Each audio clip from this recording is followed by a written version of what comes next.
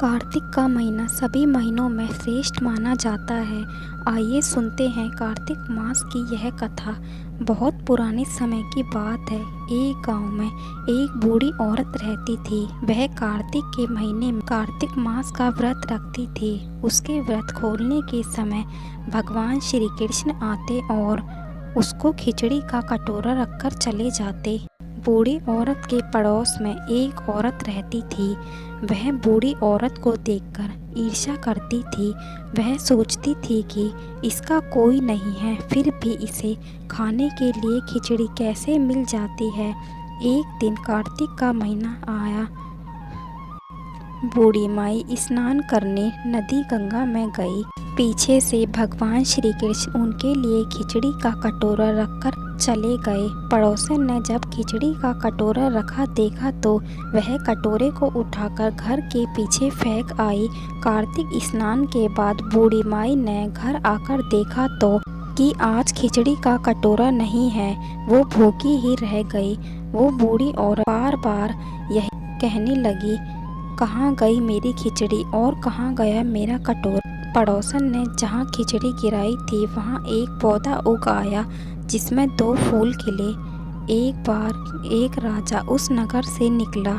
उसकी नज़र उन दोनों फूलों पर पड़ी। वह उन्हें तोड़कर अपने महल ले गया।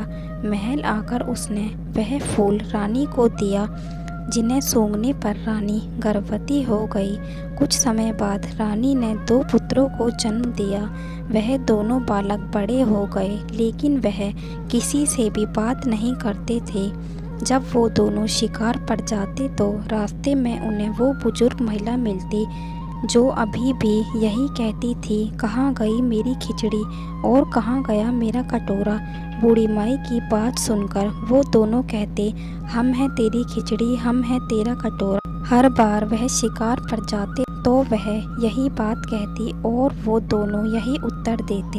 एक बार राजा को यह बात पता चली। उसे आश्चर्य हुआ कि दोनों पुत्र किसी से भी बात नहीं करते, तो उस बूढ़ी माई से कैसे बात करते हैं। राजा ने उस बूढ़ी औरत को अपने महल बुलवाया और कहा कि हमारे पुत्र हमसे बात नहीं करते तो तुमसे कैसे बात करते हैं। उसने कहा, मुझे कुछ नहीं पता, ये कैसे मुझसे बात करते हैं। मैं तो कार्तिक का व्रत करती थी और भगवान श्री कृष्ण मुझे खिचड़ी का कटोरा भरकर दे जाते थे। एक दिन मैं कार्तिक स्नान करके घर आई तो मुझे वह खिचड़ी का कटोरा नहीं मिला। तब से मैं कहने लगी, कहाँ गई मेरी खिचड़ी और कहाँ गया मेरा कटोरा। तब इन दोनों बच्चों ने कहा कि तुम्हारी पड़ोसन ने तुम्हारी खिचड़ी फेंक दी थी तो उसके 2 फूल बन गए थे। वो फूल राजा तोड़कर ले गए और रानी ने सूंघा तो 2 पुत्रों का जन्म हुआ। हमें भगवान ने तुम्हारे लिए भेजा है। सारी बात सुनकर राजा ने बूढ़ी औरत को महल में ही रहने का आदेश दिया। तो इस तरह थी यह कहानी।